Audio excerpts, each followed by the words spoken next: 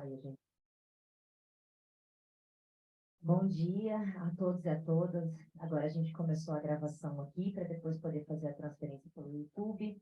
Mais uma vez eu peço imensas desculpas pelo atraso, pelos problemas técnicos. O que a gente viveu aqui, para deixar registrado, é um sintoma do sucateamento da universidade pública. A gente está há anos e anos sem contratação de funcionários e funcionárias aqui na Faculdade de Direito da USP. Tivemos diversos planos de demissão voluntária e, por conta disso, os nossos funcionários e funcionárias estão sobrecarregados. E se uma pessoa sai de férias, a gente não tem possibilidade de ter alguém para repor o serviço que ela fazia. Então, desculpem novamente. Eu queria pedir imensas desculpas à professora Mariane Brasil, que é a nossa convidada de hoje, a quem eu agradeço a paciência, a colaboração, o companheirismo na resolução aqui. Tivemos interferências divinas, interferências de áudio, mas agora parece que caminharemos. Bom, dito isso, queria apresentar a professora Mariane. Ela é doutoranda aqui pela casa, com o professor Paulo Eduardo, que é ex-chefe do nosso departamento, a quem eu agradeço todo o apoio. Ela foi muito indicada, muito elogiada. A professora Mariane tem uma pesquisa que conjuga direito do trabalho e feminismo interseccional. E hoje, conforme a programação, ela vai falar sobre ambiente doméstico, privacidade e desde uma perspectiva do feminismo interseccional como marco teórico metodológico. Então, sem mais delongas, queria passar a palavra a ela e agradecer vocês pela paciência e pelas risadas que já tivemos aqui hoje. Muito obrigada. Bom dia a todos e todas. Eu só vou compartilhar aqui um pouco do slide para o pessoal. Gente, eu não sei técnico, socorro. Pronto. Então tá, eu que agradeço o convite. Estar aqui hoje com todos vocês, todas vocês.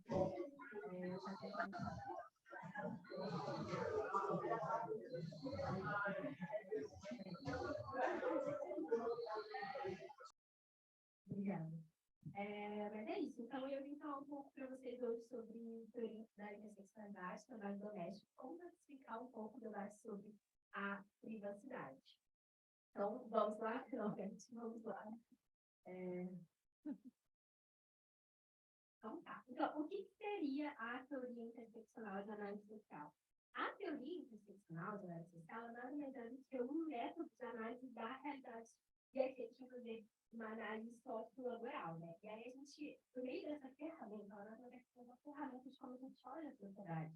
E aí a gente vai utilizar essa ferramenta e vai perceber diversas interações ali dos trabalhadores na sociedade, das mais diversas influências de estruturas de poder, considerando sempre essas três lentes, gênero, raça e classe. Então, a priori, a teoria da interseccionalidade, enquanto como disse, uma ferramenta de análise da realidade sociolaboral, ela se utiliza ali, a priori, dessas três lentes. Por quê? Se a gente não utiliza uma dessas lentes, a gente acaba ficando míope. Por isso que a teoria interseccional da análise social utiliza ao menos essas três lentes, né? E aí depois, é óbvio que hoje vários teóricos eles já consideram várias outras determinantes aí para fazer uma análise da interseccionalidade, mas tem autores que já consideram orientação sexual, identidade de gênero, raça, classe também, cuidado com gênero, e também diversos outros fatores, como posição geográfica daquela pessoa, que tem trabalhadores de série. Então, é basicamente isso. O termo interseccionalidade, ele foi cunhado lá em 1991 pela Kimberly Crenshaw, que é uma estadunidense feminista e professora especializada na questão de gênero e raça, mas o termo interseccional só foi cunhado por ela, porque existem vários estudos ao longo do século passado que já conjugam gênero e raça. Como, por exemplo, aqui no Brasil a gente tem Lélia Gonzalez. E a Lélia Gonzalez ela vai evidenciar justamente essa inter-relação entre gênero, raça e classe. A gente também tem nos próprios Estados Unidos a Angela Davis, né? Que também vai trazer sobre gênero e raça. Então, a teoria da interseccionalidade, ela trata desse olhar mais aguçado e verdadeiro da materialidade, né? E aí ela vem nos mostrar que as relações de dominação elas são perpassadas por múltiplas formas de discriminação. E aí, a gente inclui isso tudo, que essa convergência de gênero racial, ela não é uma mera sobreposição entre padrões de dominação, independência, mas ela é um verdadeiro emaranhado complexo de existência. Isso por quê? Porque a gente tem, eles falam que o sistema capitalista e a gente tenta todo momento setorizar tudo. Colocar tudo em caixinha, tudo em conceitos pré-definidos, só que essa ideia de trabalho, ela é desafiadora por isso, porque ela é um emaranhado, um complexo. Ela não é algo que pode ser pré-definido, pré-determinado. A gente não consegue colocar em caixinha. A gente tem que olhar sobre esse emaranhado, esse complexo mesmo de determinantes. E aí, a princípio, a sempre olhar gênero, raça e classe, senão a gente, em qualquer leitura da materialidade social que a gente vai fazer, a gente vai acabar ficando míopes mesmo, não conseguindo fazer uma realidade veredinha na materialidade, né? Porque se a gente esquece de olhar o mundo social do que ele é, e aí eu faço aqui uma análise interseccional, qualquer projeto emancipatório que pretende ser potente acaba ficando, perde seus eixos mesmo, acaba ficando carente mesmo de interpretação. E por isso que eu utilizo a comunicação, a interseccionalidade, para fazer qualquer análise social. É uma teoria, é uma ferramenta que eu utilizo para fazer uma análise da realidade social que é extremamente importante, tá? E aí, como eu disse, acrescenta-se hoje vários autores, hoje, inclusive as autoras francesas, vão se utilizar de outras determinantes para considerar, além de gênero, raça e classe, também considerar a educação social, posição geográfica que aquela pessoa eu acabei de colocar um curso que eu fiz em Paris, na Sorbonne, e lá a gente discute realmente isso, várias pessoas já estão preocupadas com outras questões, né? Eu acredito que está um pouco frustrante, porque acredito que no Brasil, inclusive na nossa universidade, tem pesquisadores que são muito mais aprofundados do que muitas áreas francesas. Mas é só para destacar que outras determinantes já na análise, na teoria da interseccionalidade. Tá? E aí, como eu disse também, a gente está falando de teoria interseccionalidade, a gente vai tratar de trabalho doméstico. E a gente também, trabalho doméstico é composto pela maioria de mulheres. Eu tenho dados para vocês daqui a pouco, mas a gente tem que trazer esse ferramental, mas ainda fica para tratar de trabalho doméstico, né? E outro conceito que eu queria destacar, um conceito válido, que eu queria destacar, é o conceito de patriarcado, que também perpassa em todo e tem todos os reflexos na sociedade. Em linhas simples, o patriarcado, vamos dar uma definição lá de 1969, na professora Nunes, que vai falar que o patriarcado é uma instituição social que se caracteriza pela dominação masculina nas sociedades contemporâneas em várias instituições, sejam elas políticas, econômicas, sociais ou familiares. Certo? Ou seja, em muito simples, o patriarcalismo ele vai apelar a valorização do homem sobre as mulheres nas mais diversas áreas sociais, sejam elas públicas ou privadas. Então, ele é algo que transpassa de todas as esferas da sociedade. São elementos né, que são muito, muito, muito complexos, eu já temos aqui a gente trazer esse debate, mas existem muito mais aprofundados do que eu esqueci assim rapidamente para vocês. Você está falando muito rápido, me avisem, eu falo um pouco rápido. Mas, a par dessas categorizações, a gente começa a porque quando a gente volta os olhos para o nosso país, a categoria profissional ligada ao trabalho doméstico é composta majoritariamente por mulheres, particularmente mulheres negras. E essa composição ela não é acidental. E ela deve ser basilar, a gente tem que entender isso, para fazer qualquer leitura da legislação trabalhista voltada à regulamentação dessa espécie de trabalho, né? E aí a gente aprofundando mais ainda de forma interseccional, a gente percebe que há uma discriminação imposta historicamente à categoria da classe dos trabalhadores domésticos. Né? Isso por quê? Porque a gente vê que os direitos reconhecidos às empregadas domésticas na Constituição de 1988, que também é regulamentado pela Lei 150 de 2015, eles ainda são inferiores às demais classes laborais brasileiras. A gente vai olhar o artigo 7 da Constituição Federal, a gente vai ver que no caput não traz lá a trabalhadora doméstica. Quem traz é o parágrafo único. Mesmo assim, ele é discriminatório, porque ele relega apenas alguns dos incisos, durante a maioria dos incisos, as empregadas domésticas, mas não são todos. E aí acaba que a gente faz distinção entre três tipos de trabalhadores: trabalhadores urbanos, trabalhadores rurais e trabalhadores domésticos.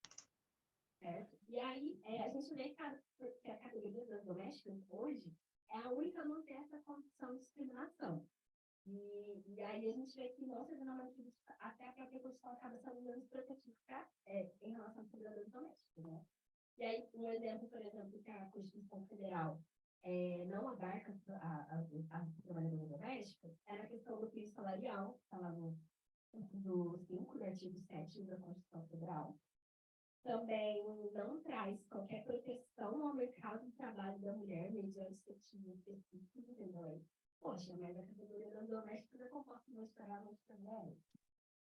Também não possibilita assistência gratuita aos filhos e independente desde as crianças até os anos de idade.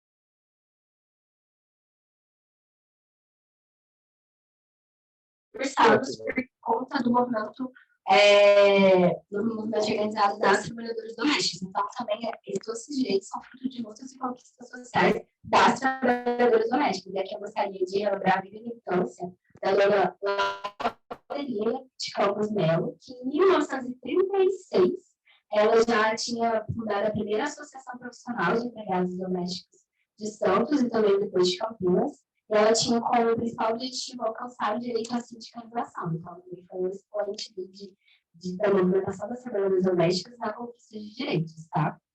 E aí, mesmo também no trabalho doméstico, a gente vai ver outra legislação aqui agora, que foi a primeira legislação que trouxe a regulamentação do trabalho doméstico. Mesmo sendo um trabalho secular no nosso país, né, o doméstico vem desde lá da escravização, a definição de empregado doméstico, ele foi introduzido no ordenamento jurídico apenas em 1972, pela Lei 5.859 de 72. 5.859 de 72. E ele considerou aquele que presta serviços de natureza contínua, de finalidade não lucrativa, a pessoa, a família, no âmbito residencial dessa, aplica-se o disposto nessa lei. Tá. Aí vem essa lei de 1972, que é a primeira regulamentação formal que a gente teve de trabalho doméstico.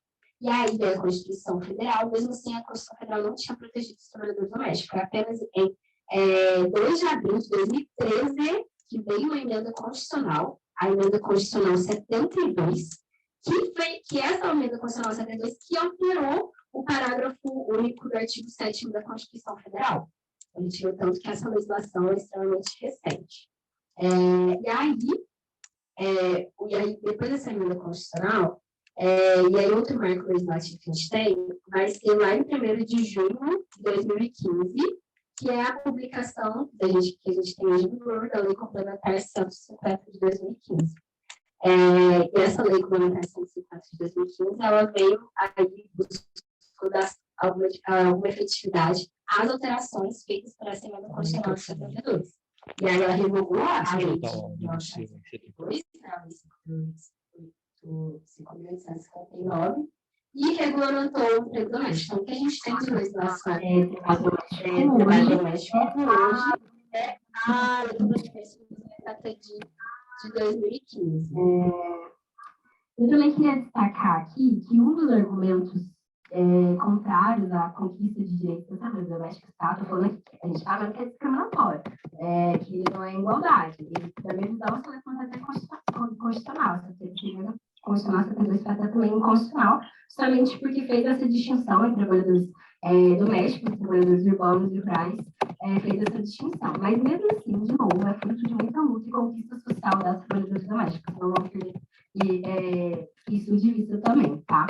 Eu também queria destacar que a Lei 3.467 de 2017, a malfadada contra-reforma trabalhista, e aqui eu falo contra-reforma trabalhista porque ela vem na contramão de todos os direitos trabalhistas, também duramente conquistados por todos os trabalhadores, foi uma lei que alterou mais de 100 artigos da CLT, e ela também tem impacto na vida das trabalhadoras domésticas, e na lei, justamente porque a Lei Complementar 150 ela está subordinada a CLT também, tá? Inclusive em matéria processual. A gente não cabe aqui agora falar as alterações que a Contra-Reforma fez, mas as trabalhadoras domésticas também sofreram esse impacto, né? E aí, voltando um pouco para falar sobre essa Lei Complementar 150 de 2015, que é o que regula o trabalho doméstico hoje, a gente tem que ela ainda conseguiu trazer um novo requisito para a relação de emprego. Seria o requisito da continuidade. Porque ela acabou restringindo os destinatários dessa legislação. Porque não vai ser considerada trabalhadora doméstica aquela que labora 2 vezes ou menos na semana. Não vai ter aquela trabalhadora que trabalha 2 vezes ou menos naquele ambiente residencial, ela não vai ser considerada trabalhadora doméstica e não vai ser protegida por essa lei. Então, outra forma de discriminação aqui, outra forma que a gente vê absurda, que foi essa lei complementar 150 que vai começar a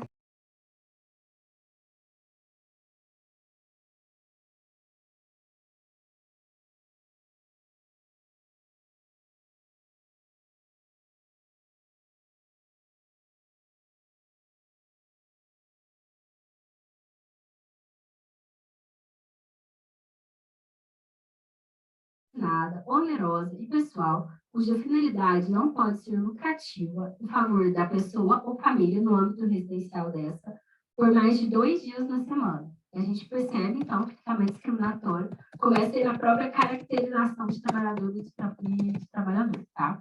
E aí, por mais que os trabalhadores domésticos preencham todos esses requisitos, responsabilidade, subordinação, onerosidade, finalidade lucrativa no caso, e exercício do trabalho no âmbito da residência, mesmo se eles criaram esse requisito da continuidade, e acabou aí empurrando diversos trabalhadores para a informalidade, que a gente chama das diaristas ou faxineiras e tudo mais. E aí eu trouxe alguns outros exemplos que a lei complementar 150 é menos protetiva às trabalhadoras domésticas, e que eu estou falando trabalhadoras domésticas porque elas são as maiorias, tá? A maioria da categoria.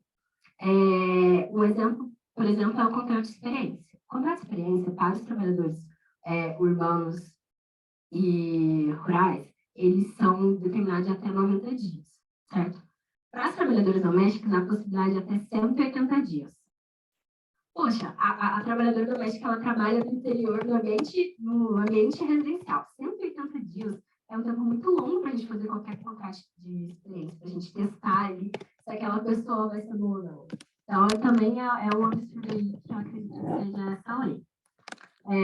Também, outro exemplo é no que concerne ao recolhimento do FGTS, também se dá de forma inferior às trabalhadoras domésticas. Também na questão da licença maternidade. Por quê? Porque as trabalhadoras urbanas e rurais, elas têm a possibilidade de dilação ali da licença maternidade por afastamento de até 180 dias. Então, há essa possibilidade de dilação. Mas as trabalhadoras domésticas, elas só podem tirar 120 dias e a lei não lhe dá essa opção de dilação por afastamento de até 120 dias. E aí, isso são só alguns exemplos, tem outros também, mas tem vários que ainda temos de falar aqui. Mas a gente percebe aí que tudo isso é amparado por uma legalidade absurda que permite ainda discriminar os empregados domésticos em relação aos demais trabalhadores até os dias atuais, né? E aí, por mais que esse tratamento discriminatório ele seja validado, a gente observa essa exclusão jurídica, ela não se coaduna com os postulados mais elementares de proteção social. Ela se revela, na verdade, uma verdadeira marginalização e precarização profissional dedicada ao trabalho doméstico, né? E revelando aí no âmbito jurídico um preconceito de gênero, raça e classe. Por isso que um olhar interseccional acirrado é importante. E aqui eu trouxe...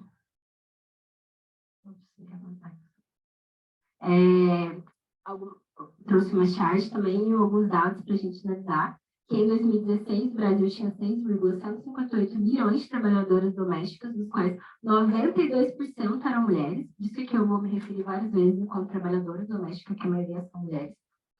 A grande maioria das trabalhadoras domésticas, elas são mensalistas, as diaristas, por sua vez, que não são protegidas pela Lei Complementar 150, porque laboram de 2 vezes ou menos na semana naquele ambiente residencial, elas enfrentam a possibilidade de situações de trabalho ainda mais precárias, e além de que ela não tem vale transporte, nenhum outro direito assegurado, e ainda tem que arcar com a própria previdência social.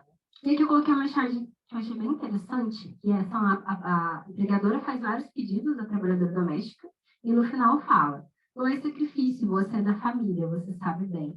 A gente vai ver como que esse mascarar, essa relação afetiva que se cria, desse falso laço afetivo que se cria, também é bastante complicado. E a gente vai, quando a gente vai falar de privacidade, a gente vai ver se isso não romperia, certo?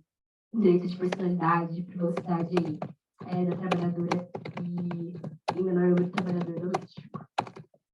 Também trouxe outros dados, que o número de crianças e adolescentes em situação de trabalho infantil doméstico no Brasil, ele teve uma diminuição de 61% de 2004 a 2015, passando de 406 mil a 156 mil. Esse dado é interessante por quê? Porque essa diminuição, ela não foi também acidental, foi fruto de luta e conquista de direitos sociais, de organização de classe, da FENATRED, que a gente vai ver que a Federação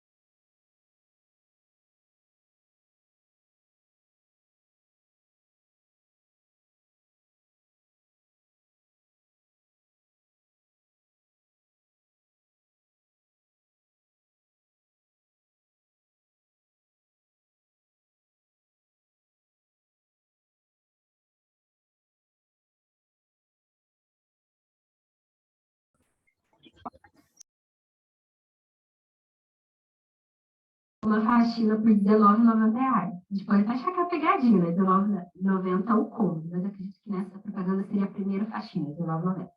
Mas R$19,90 não paga o custo de transporte de muitas delas. Então, isso é a precarização da precarização. Então, em tempos de aplicativo, isso consegue ainda piorar. E aí, também a gente faz outra crítica, né? Quem estrela essa propaganda são um homem e uma mulher brancos. Então, não reflete a realidade. E outra questão, né? As trabalhadoras domésticas, elas ficam muitas vezes não, sempre subordinadas a comentários e avaliações daqueles clientes, que também é muito subjetivo e precariza mais ainda. A gente também encontra outro tipo de propaganda, né? Como essa também. Outras tirinhas como essa também, ó, a gente esperando aquela prima, vizinha, amiga que faz uma faxina muito boa. Aqui a gente percebe que o trabalho doméstico é visto como algo que deve ser feito pelas mulheres a vida inteira de forma gratuita. E então a gente vê também a mera objetificação que vem ali também das trabalhadoras domésticas, já que o trabalho doméstico sempre foi visto como um trabalho não pago, feito desenvolvido pelas mulheres no interior dos lares, né? E aí, isso conseguiu ainda piorar também na pandemia da Covid-19. Ressaltou ali diversas questões também que a gente viu e potencializou ainda mais essa precarização. Na pandemia da Covid-19, para a gente ter uma noção, vários estados e municípios colocaram o trabalho doméstico enquanto serviço essencial durante a pandemia. Então, eu destaco aqui o Pará e todo o estado do Pará, e principalmente Belém do Pará, que dentro dos 59 setores essenciais que tinham permissão para continuar operando durante o período de restrição, eles colocaram as trabalhadoras domésticas, né? E aí a gente vê que esses decretos que colocaram o trabalho doméstico enquanto essencial aí, ele reforça essa cultura de servidão e realça a herança escravocrata, né, que ainda permanece no nosso cenário, né? Mas o certo seria que, em termos de isolamento social, a trabalhadora doméstica tivesse o direito de fazer o isolamento com sua família, no interior de sua casa, ter o seu direito à saúde, que é um direito, que a gente sabe que o direito de autodeterminação da saúde é um direito inviolável. Então, isso foi muito emblemático. E aí, eu também queria destacar que a Federação Nacional das Trabalhadoras Domésticas, elas foram fundamentais se movimentaram para impedir que muitos dos trabalhos domésticos fossem impostos enquanto serviço essencial. Tá? Fizeram várias campanhas, diversas campanhas contra esses decretos. Inclusive, até em Belém do Pará, elas conseguiram tirar o serviço doméstico da essencialidade. Tá? E aqui eu também trouxe uma tirinha. E aí, quando a gente vai ver também, na pandemia da Covid-19, a gente viu que a primeira vítima fatal da Covid-19 no Brasil foi uma empregada doméstica que contraiu o vírus da sua empregadora, do Leblon, e veio a óbito. Então, é muito marcante. E a gente vê que a primeira vítima da Covid-19 foi justamente uma empregada doméstica que não teve a oportunidade, que não teve seu direito respeitado de fazer isolamento social com a sua família, né?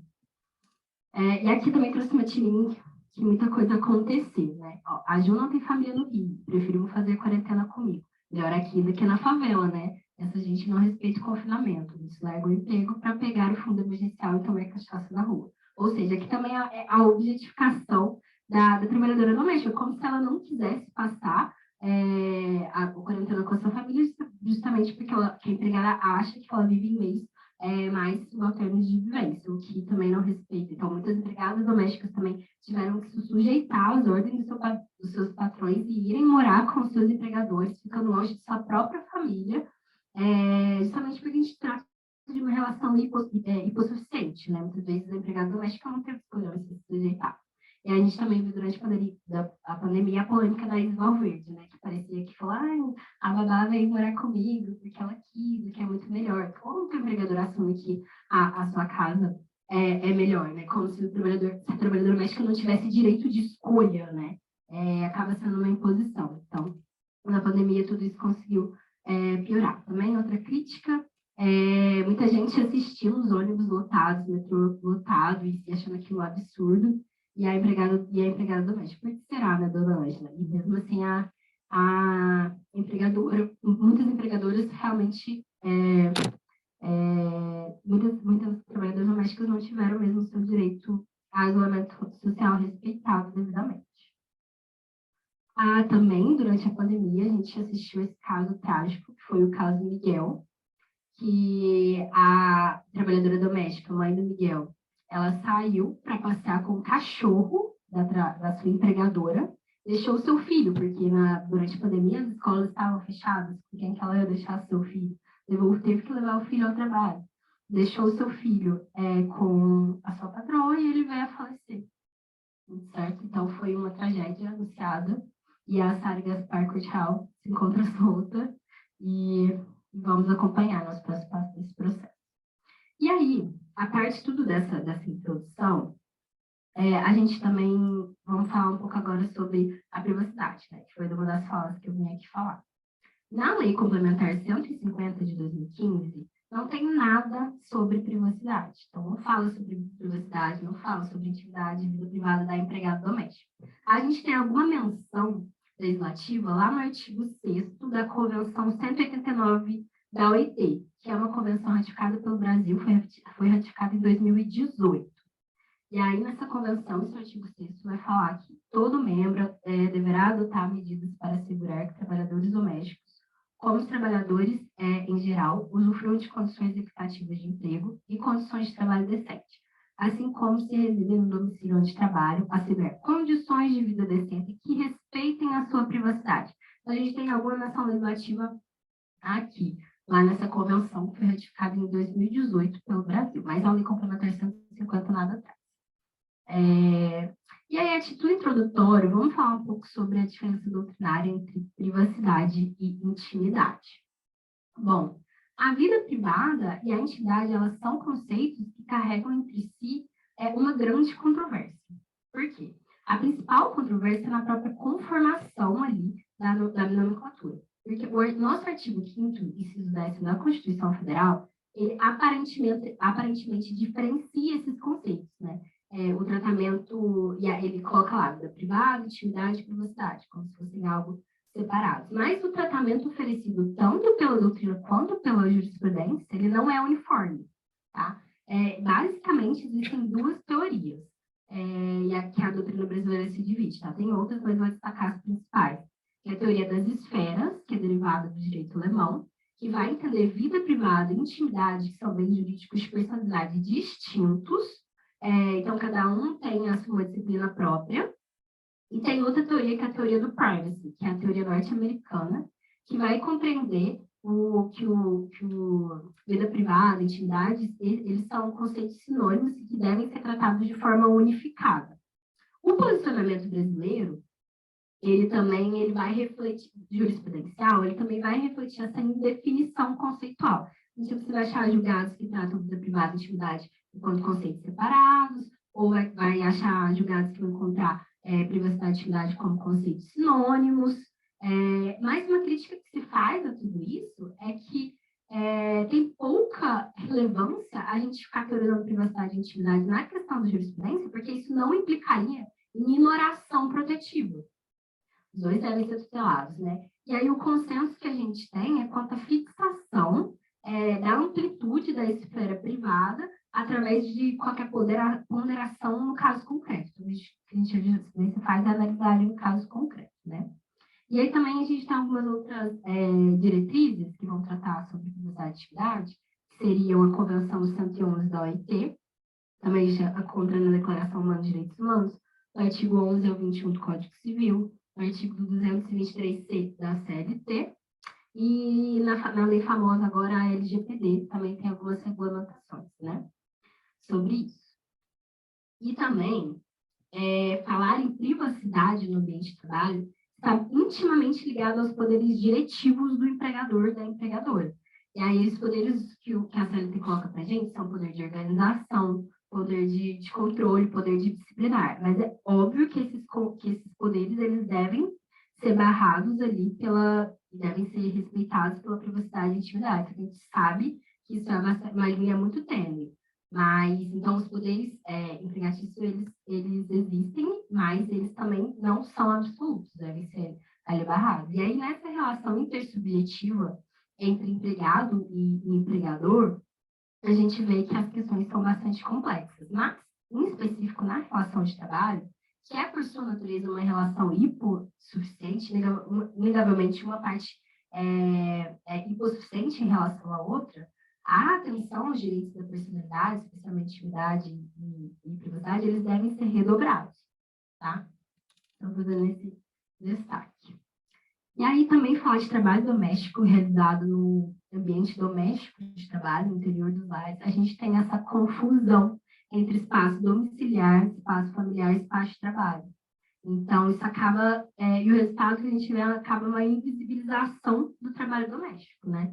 Que a empregada doméstica, ela trabalha dentro de um lar, mas também esse ambiente de trabalho, existe sempre essa confusão. Então, para tratar de trabalho doméstico, ele é muito complicado, porque as linhas são muito tênues, mas mesmo assim deve ser feito, né? E aí também a gente vive num país em que a noção de agregados, em um país como o nosso, que carrega uma herança escravagista, né, da escravização, e que eu falo escravização porque foi uma condição, os escravizados, eles não se sujeitaram, não foi uma condição imposta, eles foram escravizados. Escravidão não é o do ser daquela pessoa, foi escravizado.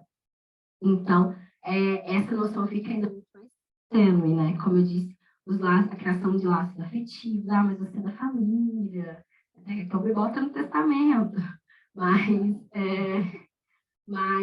é muito difícil porque justamente que é muito maquiado para essa falsa relação de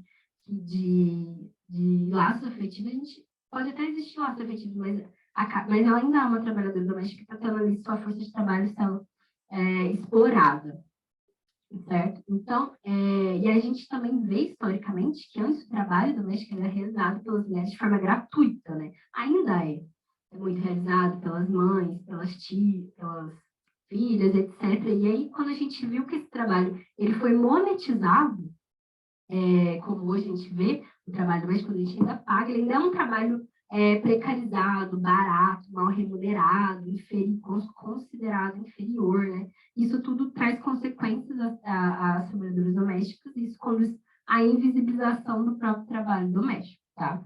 Sobre essa história do trabalho doméstico, eu recomendo uma autora, a Silvia Federici. Ela é bastante polêmica no mundo dos marxistas, mas ela ainda assim deve ser muito respeitada, eu gosto muito dela, que ela vai tratar no seu livro Ponto Zero da Revolução, Trabalho Doméstico, Reprodução e Luta Feminista, tá? Quem se interessar por essa leitura.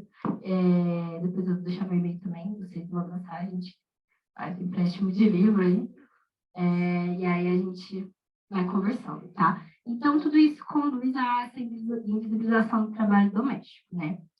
E toda essa invisibilização, ela causa obstáculos, ela impõe obstáculos à classe trabalhadora, e o principal delas é quanto à sindicalização. Aqui eu trouxe um texto da professora Eileen, que ela vai falar justamente isso, esse obscurecimento do cuidador como trabalhador. Aqui a gente vai ver essa nomenclatura cuidador, o trabalho do care. É, assim, particularmente prejudicial, não apenas porque oferece uma racionalização para as baixas remunerações, já que o trabalho doméstico muitas vezes é considerado inferior, mas também porque coloca barreiras contra os direitos e a sindicalização desses trabalhadores. E aí já tinha trago esses dados, mas reforçando que o trabalho doméstico é feito pela maioria, a maioria das trabalhadoras domésticas são mulheres, apenas 42% das trabalhadoras que têm um vínculo de emprego doméstico reconhecido, apenas 42% contribui para a Previdência Social e 32% possui carteira assinada de trabalho. E apenas 4% da categoria das trabalhadoras domésticas é sindicalizada. São dados da PNAD, do IBGE, de 2018. Então, a gente vê que 4% dos trabalhadores é sindicalizado. E o sindicato é extremamente importante para fazer frente aos direitos das trabalhadoras domésticas, principalmente o trabalho realizado no interior dos lares, né? E a gente viu durante a pandemia que a Federação Nacional de Trabalhadoras Domésticas foi fundamental para tirar o trabalho doméstico dos requisitos de essencialidade ali de muitos decretos municipais e estaduais. E a gente também vem assistindo o desmonte dos sindicatos, né? Até os dias atuais. Então, é bastante simbólico a gente ver tudo isso, né? E aí, por que eu vou abrir um parêntese aqui para falar sobre o trabalho do care, que também está sendo muito estudado, essa nomenclatura, que vai falar assim, que é um trabalho, quando a gente olha o trabalho doméstico, a gente só vê ali o trabalho típico de limpeza e cuidado com a casa e alimentação. Só que muitas vezes o trabalho envolvido ali, ele vai muito além disso, né? Que é o que seria o trabalho do quê? Trabalho de cuidado, empregada doméstica, às vezes tem que, muitas vezes, olhar o filho da patroa, cuidar da higienização, estética, proteção, cuidado pessoal, e são alguns aspectos polêmicos. O trabalho do care, ele é uma nomenclatura relativamente nova, que vai tratar todos os trabalhadores que trabalham são trabalhadores de cuidado. E como se ele fosse uma espécie de gênero, aqui sistematizando, colocando em caixinhas, mas só para a gente entender melhor. E o trabalho doméstico estaria dentro do trabalho do care. Então, são alguns aspectos polêmicos para a gente refletir também. E aí, eu também trouxe uma citação da professora Aline para a gente também verificar isso. O trabalho de care envolve serviços pessoais para outrem, atividades que se voltam para as necessidades físicas, intelectuais, afetivas e para as outras demandas emocionais de cônjuges, filhos e pessoas idosas, doentes ou com deficiência. Isso inclui tarefas da vida cotidiana, abarcando a manutenção da casa, cozinhar, limpar, e mesmo fazer compras e existência pessoal, dar bom alimentar, acompanhar, transportar. O care sugere essa interdependência, intimidade e valorização mútua. Então, o que torna ainda a discutir privacidade e intimidade ainda muito mais difícil. Justamente porque esses trabalhos vão existir essa interdependência entre patrão e empregador. Mas que deve ser sim discutido, deve sim ter um olhar crítico, tá? E aí, tudo isso por quê? Porque dentro do universo que a professora ele fala do trabalho do care, a gente encontra jurisprudências justamente que causam essa dificuldade da gente olhar o trabalho do care, que causam essa confusão, né? A gente pode ver, por exemplo, nessa jurisprudência, que essa confusão ela fica muito nítida, né?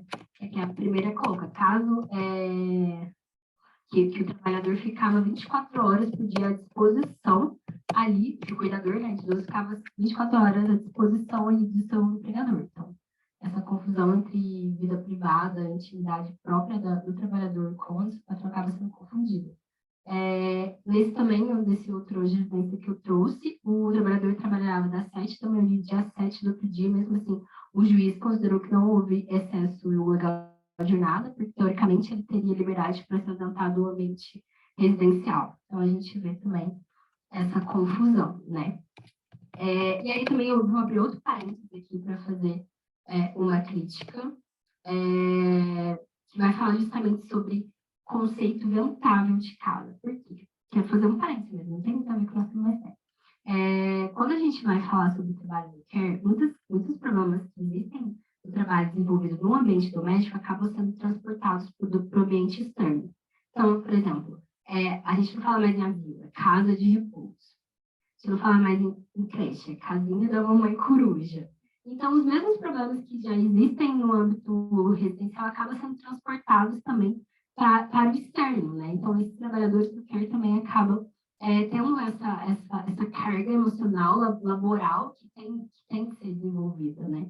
Então, eu queria abrir esse parênteses, né, para a gente refletir também como esse conceito de casa ele é bastante ventável e acaba tendo os mesmos problemas do ambiente doméstico, né? Que é intimidade e privacidade do paciente, versus intimidade e privacidade do cuidador. Aí agora a gente vai ver alguns ligados que eu trouxe sobre instalação de câmeras, controle de acesso, vistoria, isolamento do trabalhador, que são muitas zonas cinzentas que devem ser estudadas e debatidas hoje, né? E aí, coisa que agora, voltando a falar sobre o doméstico em específico, atrás dessas determinantes, a gente também vê jurisprudências absurdas também como essa, em que a trabalhadora, ela foi filmada, inclusive no banheiro, com uma câmera filmadora, uma caneta espiã, e ela teve a condenação de danos morais de apenas R$5.000.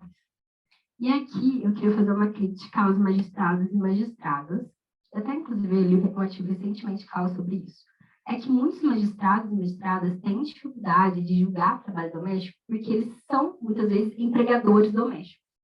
Então, eles acabam se colocando no lugar do reclamado, né, no caso dos empregadores domésticos, e acaba, poxa, mas se meu empregado doméstico fizesse isso comigo. Então, uma crítica que eu faço aos magistrados e magistradas de se despirem enquanto a condição de empregadores domésticos e respeitarem os direitos mínimos que são discriminatórios ainda das trabalhadoras domésticas, tá?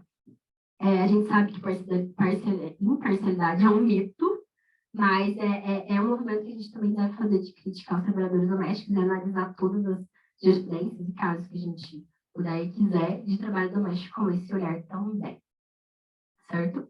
Nesse outro caso, aqui trouxe uma imagem emblemática da trabalhadora sendo vigiada. Nesse outro caso, a gente vê que uma trabalhadora doméstica ela foi despedida por justa causa, por conta que ela bebeu uma bebida alcoólica que não se sabe se era bebida alcoólica, ela bebeu de uma garrafa no gargalo, e ela foi despedida por justa causa no quesito desídia. O magistrado considerou desídia no cumprimento dos deveres contratuais. Você sabe que no justiça de trabalho você pode ser demitido sem justa causa ou com justa causa. Com justa causa é uma penalidade muito grande, que o trabalhador ele não recebe diversos direitos, como seguro-desemprego, a multa do FGTS, etc. E aí, nesse caso, a empregada doméstica bebeu um líquido que não se sabe se era alcoólico, e ela foi despedida, o juiz acatou despedida por desídia, que seria desleixo no cumprimento das atividades ali laborais. E aí foi despedida com justa causa. E outra coisa, ele só sabe disso por conta de um monitoramento eletrônico que ele mantinha na casa. Tem ponto também, senão o monitoramento eletrônico não vai violar a privacidade e a intimidade das trabalhadoras domésticas. A gente também vê propagandas como essa, que são muito comuns. Cliente ávida, tem câmera sem custo de instalação. Aí uma das questões aqui é câmeras ocultas. Possibilidade de colocar câmeras escondidas para evitar que os cuidadores saibam onde e em que ângulo estão sendo filmados. Uma empresa especialista que já esconde as câmeras para próprios cuidadores e trabalhadores domésticos ele não a identifique. E uma das perguntas que essa propaganda faz é: será necessário captar áudio para ouvir as conversas dos cuidadores? Então, a gente vê total violação ali da privacidade e atividade daqueles trabalhadores que laboram no ambiente doméstico de trabalho. Esse outro caso aqui vai tratar sobre a revista pessoal e íntima.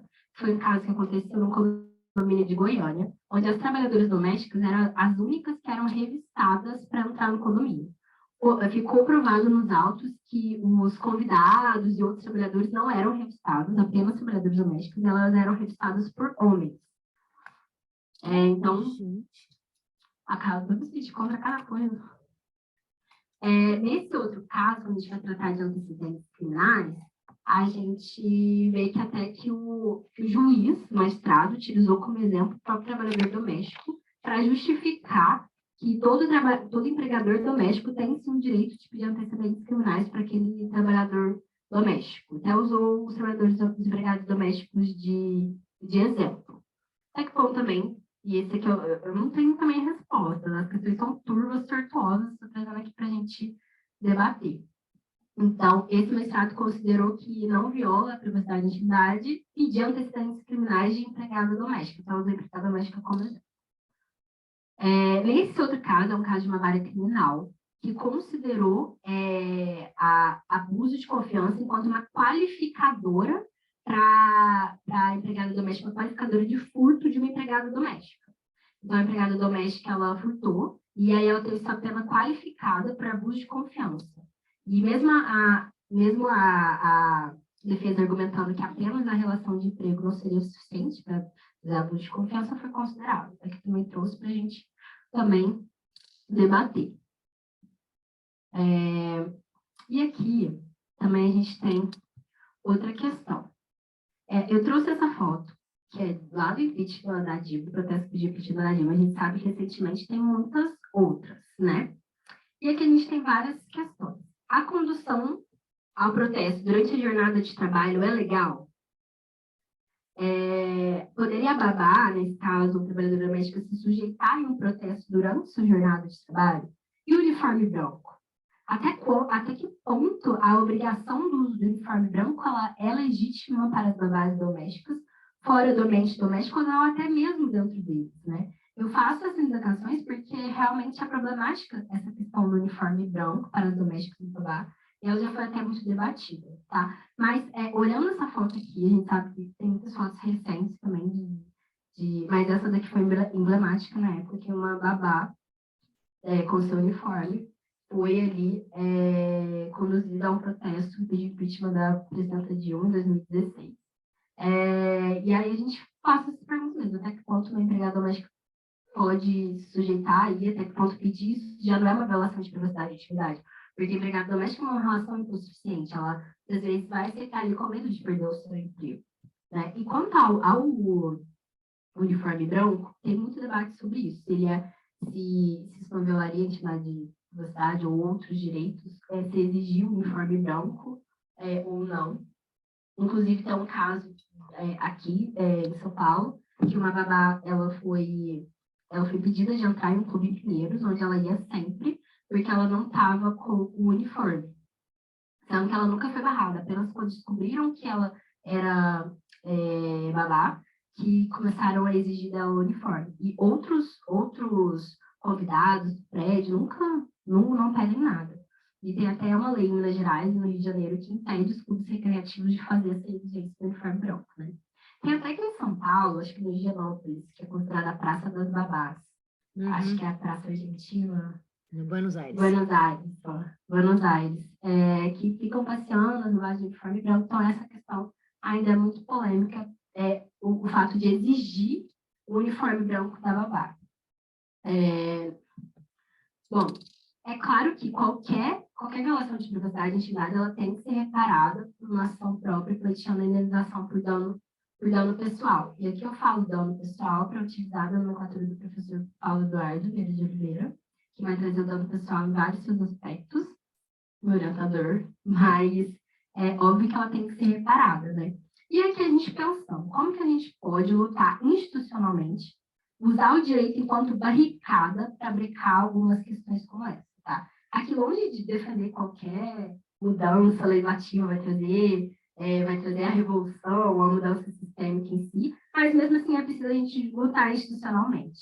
Eu acredito que a gente deve utilizar o direito, sim, enquanto barricada, para utilizar a expressão do professor Gustavo Seferian, eu também orientador da vida, que vai utilizar justamente essa nomenclatura, então, o direito enquanto barricada. E aqui eu trouxe o artigo 818 da CLT.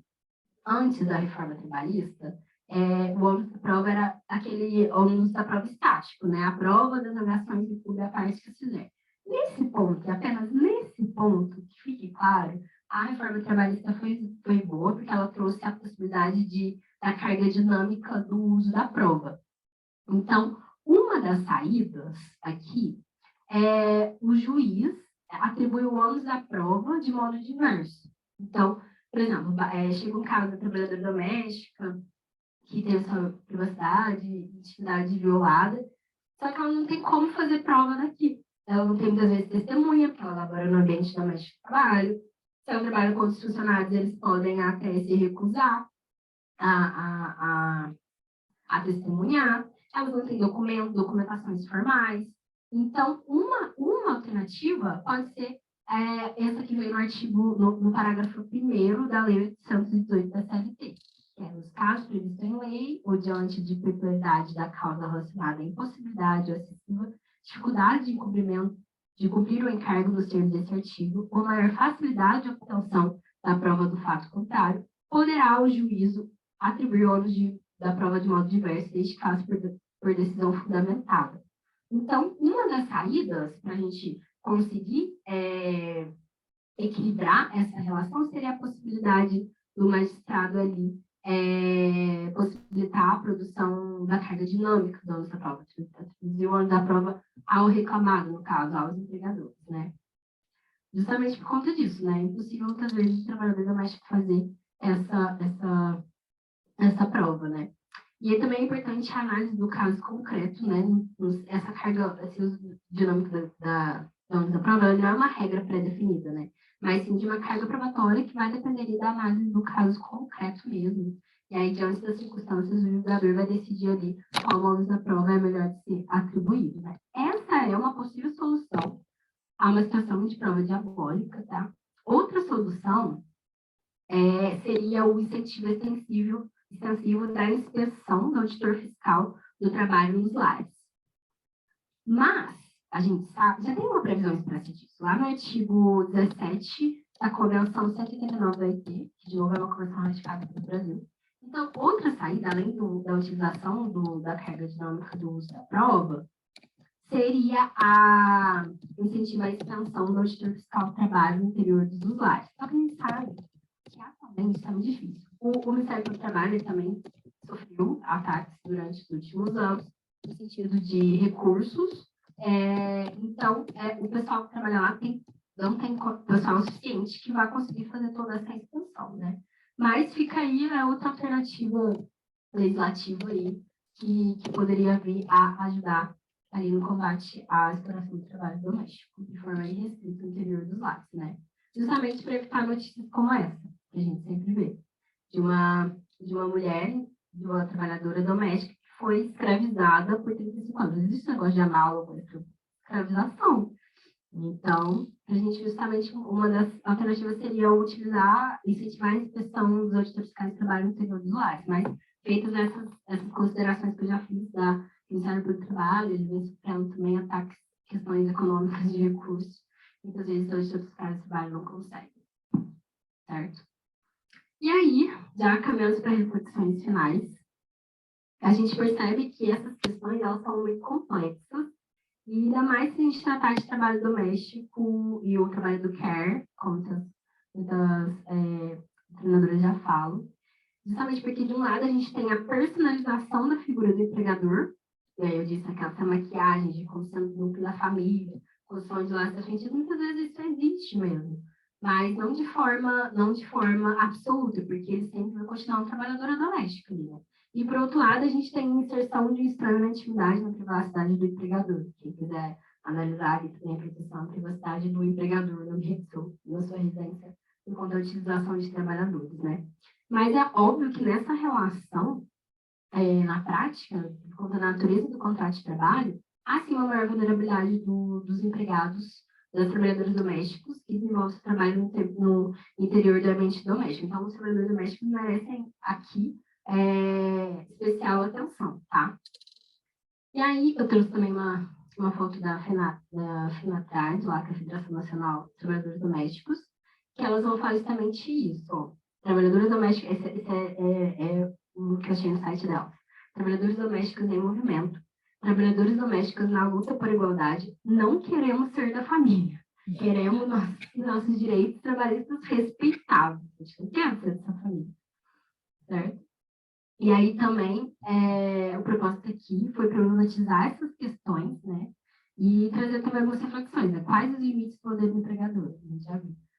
Esses limites eles podem ser flexibilizados para os trabalhos envolvidos no ambiente doméstico? Quais as possíveis soluções? Trouxe duas, mas óbvio que os caminhos são muito turvos, a situação é muito complexa, mas isso deve ser incentivo maior para a gente debater e lutar aí por certa igualdade, né? E aí a gente sabe que o fato é que a história do tratamento jurídico voltado ao trabalho doméstico, ela é sobretudo uma história de exclusão, como eu tentei aqui ressaltar, de preconceito e de discriminação, né?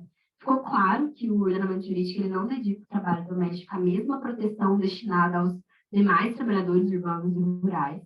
As estatísticas que eu coloquei demonstram que esse tipo de labor é majoritariamente realizado por mulheres, né?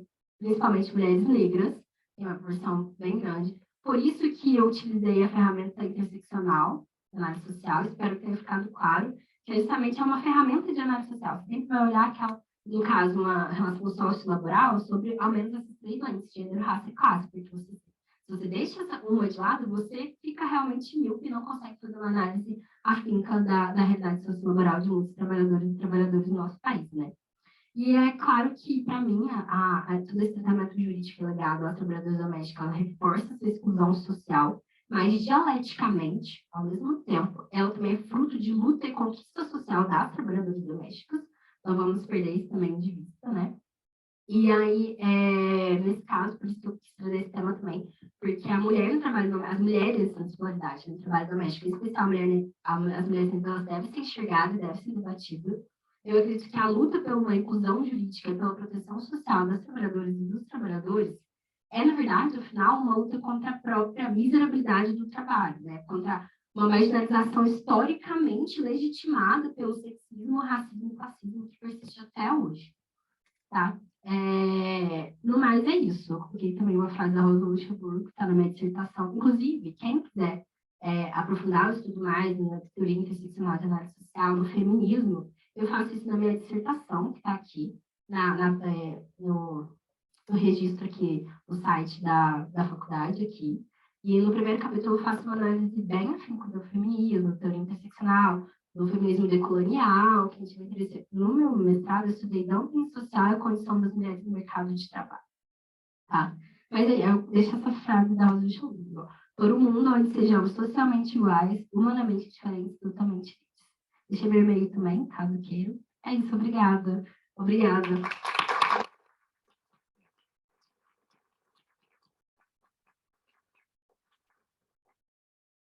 Professora Mariane, agradeço muito a sua exposição, muito mesmo. Acho que, além de todo o aprofundamento teórico, ela foi muito dinâmica e muito didática ao mostrar para a gente como que o Poder Judiciário, das suas diferentes facetas, encara o trabalho doméstico e o quanto a relação de personificada entre empregador e trabalhadoras domésticas, ela acaba perpassando a leitura e interpretação da lei. Então, acho que isso foi muito, muito interessante. Só para destacar que eu não trouxe a questão do assédio sexual, assédio moral, porque você tem para uma aula inteira. Eu não me atrevi a falar rapidamente de assédio moral e assédio sexual das trabalhadoras domésticas no meio de trabalho, tá? Só para fazer esse adendo. Infelizmente, a gente acaba tendo que fazer recortes de assunto, né? E é impossível esgotar numa aula toda a problemática. Acho que três coisas que eu queria destacar aqui, né, para fazer um comentário antes de passar para vocês para as perguntas. Nós já temos também mais perguntas aqui no chat. Primeiro, acho que a gente falou disso em todas as aulas. Na primeira aula que eu fiz a exposição, na aula da professora Tamires e agora na aula da professora Mariane. Os três temas acabam tocando o que a gente chama de crise da reprodução social. E a dinâmica de exploração, de violência e de opressão do trabalho doméstico, ela também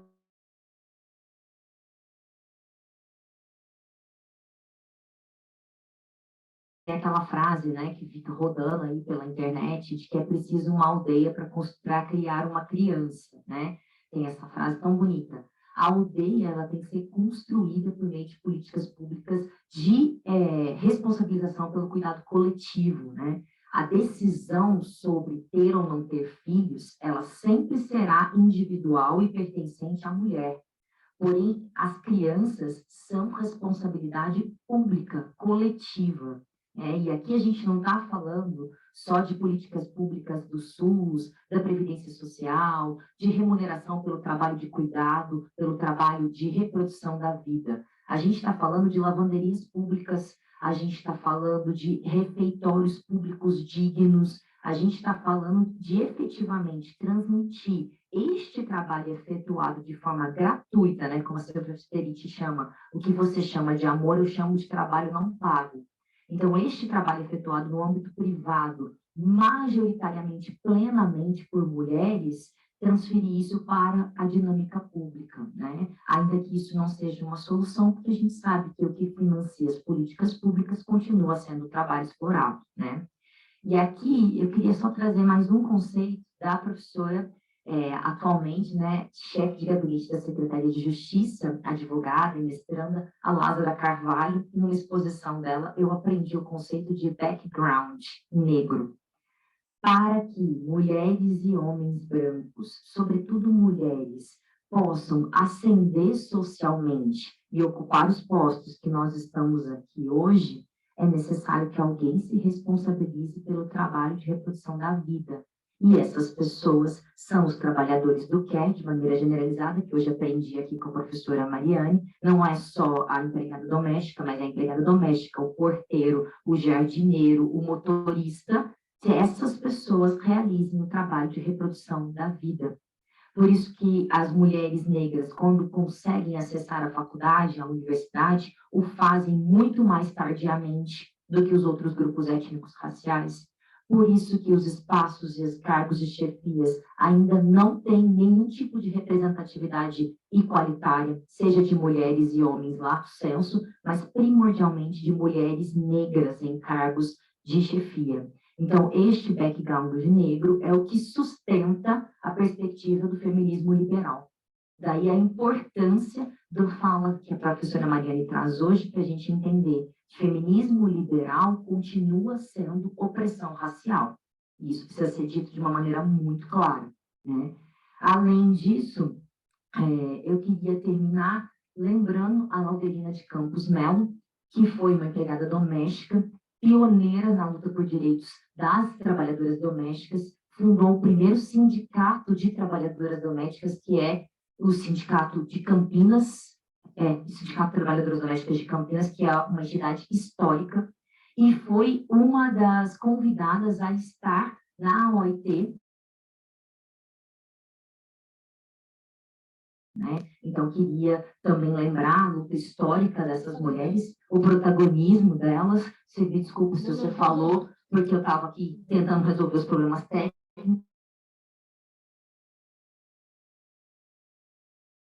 Uma vez a professora Mariane, e deixar para vocês, eventualmente, fazerem perguntas. A gente faz um bloco aqui presencial e depois eu coleto aqui no chat, como a gente fez ontem, tá bom?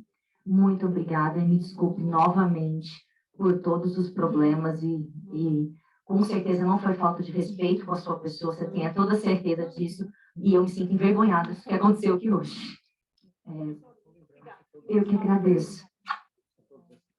Todo mundo assinou a lista no meio da conformação, o instrumento da repressão está aqui, tá, gente? Então, assine. Se alguém tiver alguma dúvida, por favor, levanta a mão que eu levo o microfone e o computador. Vamos lá. É mais fácil, se você puder fazer essa gentileza. Vem cá sentar na cadeira do poder. Senta aqui, olha só. Senta. Todos os fantasmas que rondam esse prédio vão estar aqui com você. Sussurrando. Sussurrando. Bom dia, gente, tudo bem? Meu nome é Julian, sou estudante da FMU, Direito da FMU, perdão. E a pergunta que eu gostaria de fazer para as professoras é, assim, a gente sabe que há uma dessindicalização da classe trabalhadora no geral. Eu vejo isso como reflexo dentro de casa, porque tudo que eu escuto da minha família, assim, enquanto classe trabalhadora, assim como eu, é que sindicato só serve para roubar dinheiro, sindicato não serve para nada, sindicato é um bando de pessoas que, nas palavras deles, que não fazem nada, né? E eu vejo que essa postura que é adotada pela classe trabalhadora hoje é reflexo daquilo que a gente tem na sociedade, do discurso que a gente ouve na sociedade por alguns perfis, conservadores, mais ou menos, enfim. Mas eu gostaria de saber, porque uma coisa que me vem à mente é que essa dessindicalização geral da classe trabalhadora afeta também as empregadas domésticas, com certeza. Porque elas são as últimas, eu acho que assim, as últimas que vão pensar em se sindicalizar para tentar reduzir um pouco, mitigar um pouco os danos dos impactos sofridos pela exploração de trabalho. Então, eu gostaria de saber se, na sua visão, professora, se há algum meio da gente conseguir combater essa falácia da dessindicalização e a gente conseguir reduzir um pouquinho os impactos do que a gente viu hoje. Obrigado. Pode fazer uma rodada e depois você responde? Ou fique na Fernanda, por favor. Senta lá na cadeira do poder. Eu não sou nada parecido, né?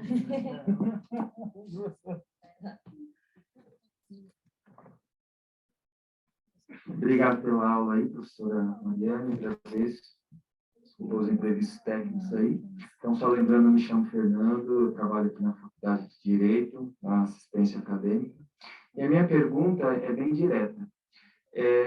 Há diferença de trabalhadores domésticos no Brasil com os trabalhadores domésticos nos Estados Unidos?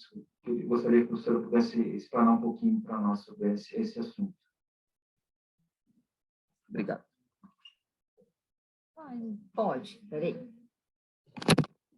Você vai para captar o som? Se você preferir, eu não capto a imagem. Fica tranquilo, fica tranquilo. Você posso captar a imagem? Pode? Então, beleza. Vamos lá. Oi, professora, tudo bom? Meu nome é Thaís Brasil, não sei se a gente é prima. Mas parabéns, primeiro, pela exposição, que eu achei muito interessante, muito maravilhoso o tema. Queria até sugerir, não sei se vocês conhecem, eu sou viciada em podcast, tem o projeto Quirino, que ele é muito maravilhoso. Esse podcast, ele dedica um episódio exclusivamente para falar sobre o trabalho doméstico e a vida da Laudelina. E sobre esse ponto, na verdade, de ser um resquício do período de escravidão e tal, eu queria só, talvez, entender um pouquinho sobre o debate que a professora colocou sobre o uniforme. Eu acho que eu gostei, eu entendi, eu já tinha pesquisado bastante por interesse pessoal mesmo na questão do trabalho doméstico e essa questão de ser mesmo um resquício da escravidão, mas eu nunca tinha lido desse ponto do uniforme branco e eu queria realmente, assim, sinceramente, entender qual que é o ponto específico ali da questão. Deve ser discriminatório e tal, né? Mas queria entender um pouquinho. Muito obrigada.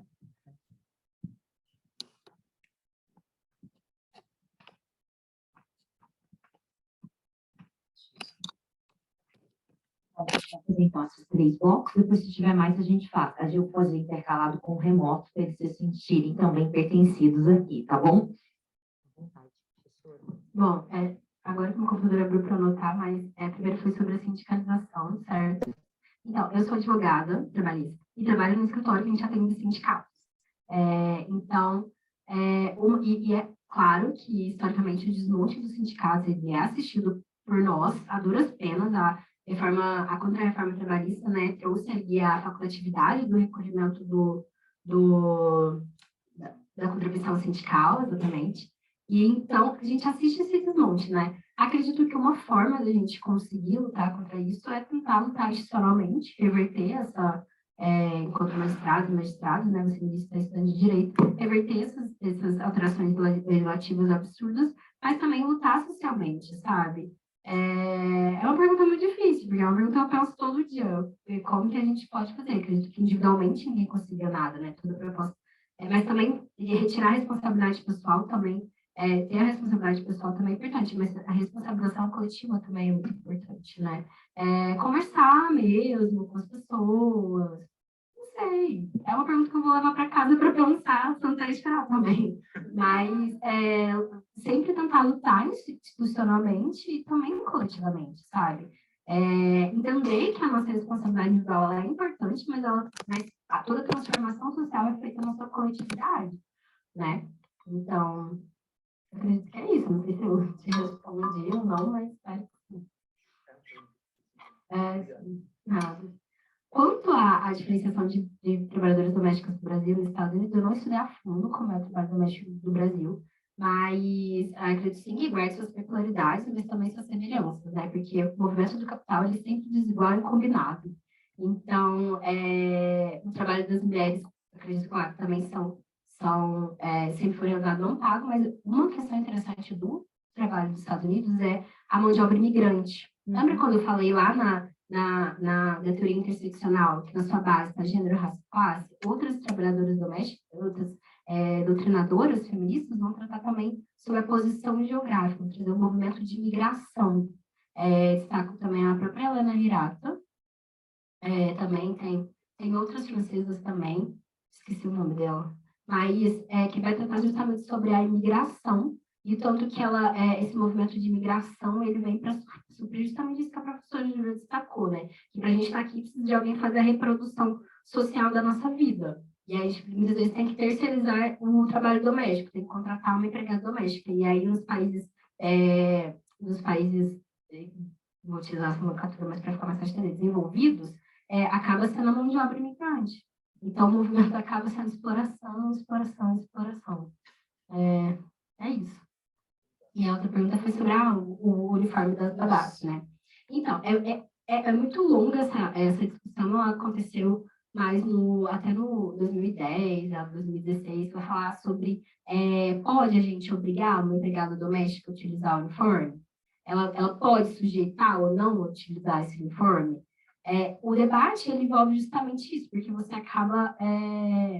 não é propriamente o uniforme, sim, mas o que acaba o uniforme representa ali naquele momento, sabe?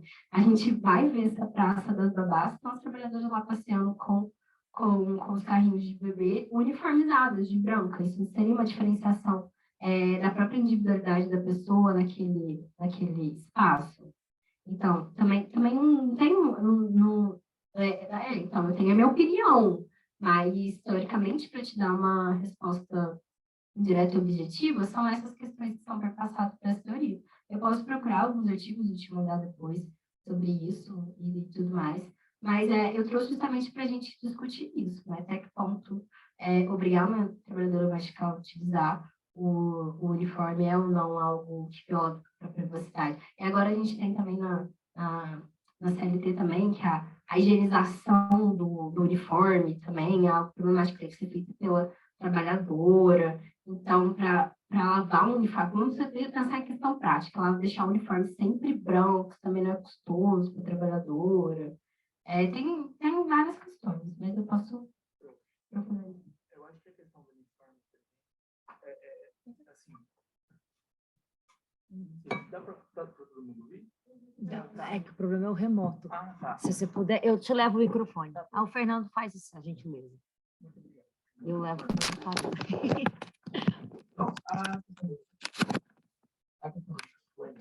Do uniforme. Uniforme. O microfone tem problema. Tem microfone também. A questão do microfone, do uniforme. Perdão, mais uma vez. Eu acho que também se trata de um reflexo, porque quando eu aprendi isso no ensino fundamental. A gente tem um uniforme na escola com o objetivo da gente conseguir equalizar todas as pessoas para que ninguém se sinta inferior, ninguém se sinta superior, enfim. Mas quando isso é trazido para o âmbito do trabalho, principalmente o âmbito do trabalho doméstico, eu enxergo que a gente acaba meio que retirando a identidade da empregada doméstica na tentativa de padronizar aquelas trabalhadoras e no sentido de você tentar mecanizar o processo. Então, eu acho que, neste ponto, a questão do uniforme é uma tentativa mais de repressão do que de organização, porque aí você acaba tirando a personalidade da pessoa e você acaba criando uma linha de produção ali, né, para eles conseguirem controlar todo mundo ali nos eixos, no cabresto, entendeu? Acho que é isso. Eu não sei se eu pensei corretamente. Obrigado.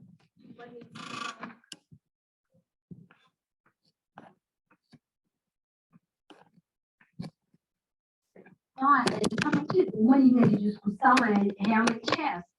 E aí eu tentei ficar um pouco assim, porque tem muitos estudos que falam que as trabalhadoras preferem utilizar na prática, né? Porque na teoria a gente sabe, né?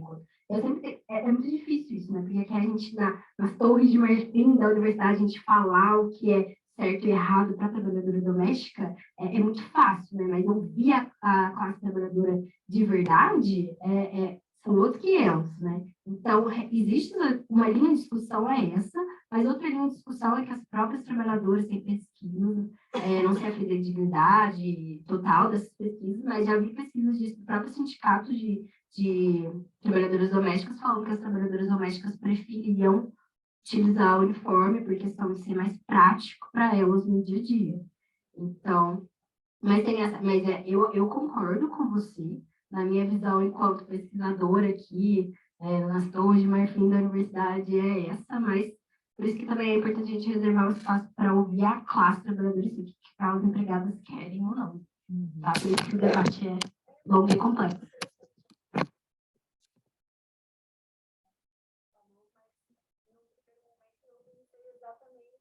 Talvez desconfiando até se esse pouco disso, de ser prático para todo mundo, de ser prático para a trabalhadora, de ser prático, embora a cor branca não me pareça ser a mais adequada para alguém que vai trabalhar com uma criança, por exemplo, mas eu acho que, de fato, você coloca todas as trabalhadoras num lugar de... E já é uma classe que carrega esse estigma, né? Então, de fato. Acho que também queria acrescentar uma reflexão para a gente pensar nas contradições do processo de você utilizar a afirmação do pertencimento à entidade familiar, ao núcleo familiar, como medida de rebaixamento das proteções sociais, né? Com a ideia de que a relação de confiança, de proximidade, de afeto, acaba fazendo com que não seja uma relação de emprego, ao mesmo tempo em que você utiliza a relação de emprego para se utilizar de mecanismos de subalternização, como é a utilização do uniforme. Porque a gente está pensando no uniforme dentro da casa. Ela chega em casa, e muitas vezes, talvez nós, a partir da nossa classe social, estejamos pensando na nossa diarista, em alguém que trabalha na nossa casa, que chega em casa, troca de roupa, faz a faxina na casa, troca de roupa para ir embora. A gente está pensando a partir deste lugar individualizado e de classe, né? E agora a gente tem que pensar que muitas vezes essa trabalhadora doméstica, ela está sozinha com a criança, com o idoso, em espaços públicos. Então, é um meio de identificação. Aquela é uma trabalhadora doméstica. É um meio de infância. O que essa mulher está fazendo com essa criança e com este idoso? É um meio de controle dos corpos e de produtividade. Acho que o Foucault pode contribuir bastante nesse debate. Quando a gente vai no Parque Buenos Aires, ele é o parque das babás por isso. Porque eu sei que aquelas mulheres que estão lá são trabalhadoras domésticas reproduzindo a vida dos filhos e filhas dos seus patrões. Então, acho que tem todas essas questões complexas para a gente pensar. Então, não é só o uniforme. É uma medida de subalternização e de identificação de trabalhadores. E eu utilizo esse jogo do público e do privado para rebaixar o nível de proteção social.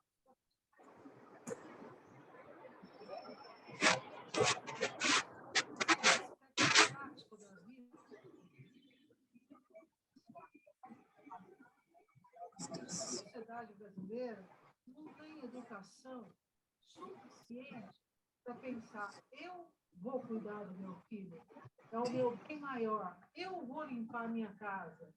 Não, ela terceiriza esse trabalho porque realmente se acredita que é algo menor, uma tarefa menor, limpar a própria casa. Existem sociedades que a gente conhece que se refizeram depois de guerra, no Japão, por exemplo, baseado na educação do povo, e o povo tem honra em limpar a própria casa, o próprio ambiente, não é demérito. No nosso Brasil, Dado a isso, existe também, com a mesma base de falta de educação, a contrapartida do serviço prestado, que existe o risco da babá cometer um crime contra uma criança indefesa, ou um idoso indefeso. Existe isso também. A gente não pode fazer vista grossa. Nós estamos falando dos trabalhadores brasileiros. Ótimo, isso é real. Mas, sobretudo, a gente fala de ser humano. O ser humano precisa de educação, precisa de base filosófica, como nós conversamos ontem na aula anterior. Então, por isso, eu ouço tudo isso e me abre a mente para vários aspectos que eu não considerava. Na minha casa, eu tenho a honra de fazer o serviço, de trabalhar fora, estudar, eu me viro. Agora, quantas mulheres querem fazer isso? Não são todas. E quantas mulheres realmente têm uma vida tão ruim, trabalhando como doméstica, como babá, vai ser muito melhor do que o caminho do futuro dela. Então, acho que a gente, só entendo de onde você fala, desde o seu lugar, enquanto pessoa, enquanto mulher branca, né? Mas acho que é muito importante a gente pensar duas coisas, que a gente não pode debater relações de trabalho com aquela perspectiva individualizada e descolada da história das classes e da história do nosso próprio país. O trabalho doméstico e a compreensão sobre ele, só terminar meu raciocínio, sobretudo esse trabalho doméstico remunerado, ele tem uma herança direta com o período de escravidão. E aí eu te faço uma outra indagação. Para a gente entender que o racismo não é uma questão meramente, né, porque ele é também de caráter e de moralidade, por que todo este questionamento a respeito do bem-estar das crianças, do bem-estar dos idosos, por exemplo, não é colocado quando a gente pensa as profissões como enfermeira, como médica, como professora de ensino fundamental e médico? Por que esse debate sobre a potencial violência ou potencial agressão, ele está restrito ao trabalho em relação de confiança? E estou colocando isso, porque eu não tô... Isso é racismo estrutural. A mulher negra precisa ser vigiada, conhecida, identificada, porque ela representa um perigo iminente àquela criança ou àquele idoso. Então, a gente precisa falar sobre isso, porque isso é debater publicamente que o nosso país se estrutura a partir do capitalismo racializado. Na aula de amanhã, acho que a gente vai ter um salto maior teórico-metodológico nesse sentido, que o racismo é componente da nossa classe trabalhadora e ele passa por todo o nosso processo de socialização. Então, essa pergunta também é isso. E o privilégio de exercer o trabalho reprodutivo, desde a minha ótica enquanto mulher, não é privilégio nenhum, ele é uma outra forma de exploração. Quando eu fui, principalmente porque eu fui socializada para isso, inclusive para identificar demandas, né, e eu atendo essas demandas no meu núcleo familiar coletivizado, sou eu que cuido do bem-estar emocional, das demandas psicológicas, sou eu que antecipo para que não haja conflitos. Isso não é uma socialização masculina, isso é uma socialização plenamente feminina, isso se chama carga mental. Então, para além do trabalho de limpar banheiro, limpar chão, lavar roupa, estender roupa, há todo o planejamento de todas essas atividades, comprar os produtos de limpeza, organizar o calendário de realização dessas atividades, fazer compra, e além de tudo isso, há uma gestão do emocional e do psíquico.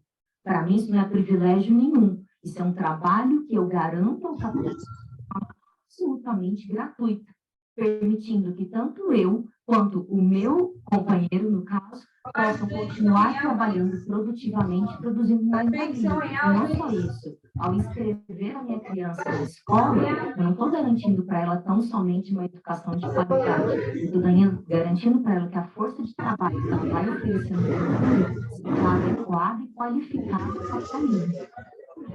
Não há relação de amor desprovida de relações de produção, gente. O afeto que nós sentimos, o amor que a gente sentimos, não muda especificamente o fato de que fins do capitalismo significam força de trabalho. E para muitas mulheres negras, a questão é muito mais complexa do que uma decisão meramente individual sobre querer ser mãe ou não.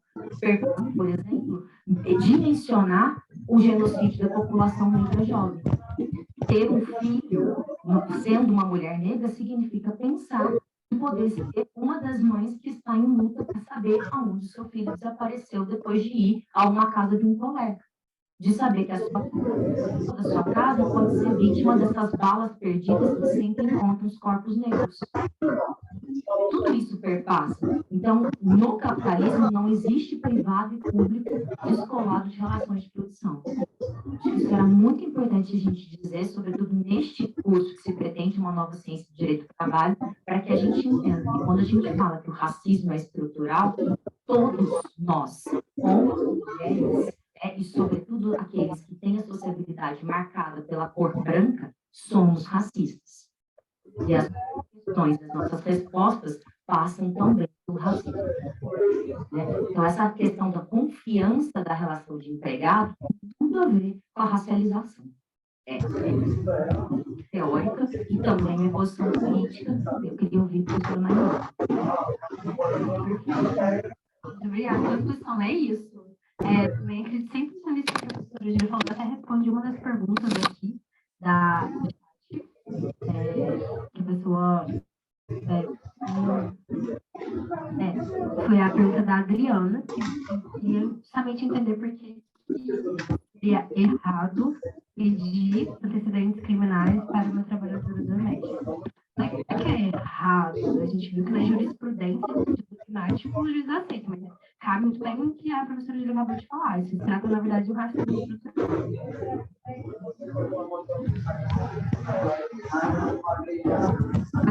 Eu espero que a professora Júlia tenha te respondido, Adriana. E outra questão também, que bem que a professora Júlia colocou no começo da sua fala. Toda lei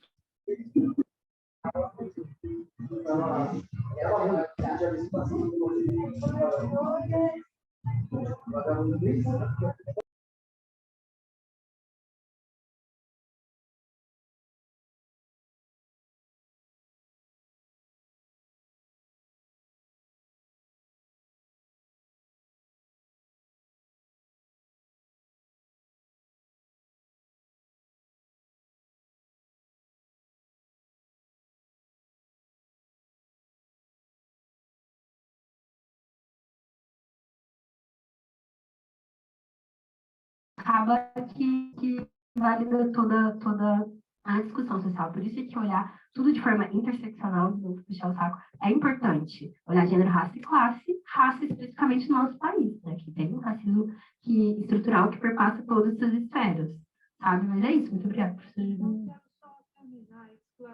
Só um minutinho, a gente precisa também passar para outras pessoas. Esse debate é fundamental no nível que nós estamos, né? Universitário, né? Adulto, mas as crianças precisam ser formadas com uma nova mentalidade, senão nada disso vai mudar. As crianças precisam ter um Por isso que a gente precisa de uma educação antirracista, por isso que o ensino de história da África é importante. São menos racistas que nós adultos. Não, o racismo é estrutural por isso, porque ele é ensinado. Então, não vai adiantar a gente ficar só na esfera da universidade. A gente vai ter que ir para o banco escolar. Mas é isso que a minha ideia inicial era essa. Tchauzinho. Independente do exemplo pessoal. Acho que você queria falar, o Alexandre queria, e aqui queria e você queria, né? Então, peraí, vamos fazer o seguinte. Comecemos pela mulher negra, depois, desculpa que eu esqueci seu nome, mas eu não quero te colocar como totem, me desculpa. Carolina, depois você, Rafael, depois Alexandre, depois Sérgio e depois Maria Vitória. Não sei se vou lembrar de todo mundo, mas vamos fazer essa ordem. E aí a gente encerra, tá bom? Pode ser? Eu vou avisar aqui que eu vou terminar as gravações por causa do tempo, depois eu não consigo lançar o vídeo no YouTube, tudo bem? Maravilha. Deixa eu avisar aqui. Bom, pessoal, eu vou interromper aqui a gravação só porque depois o vídeo vai ficar complicado da gente colocar no YouTube. Então, eu vou... Não, é nesse computador. A gente está com 3 computadores aqui, gente. Está tranquilo e favorável. Stop and share. E... stop record.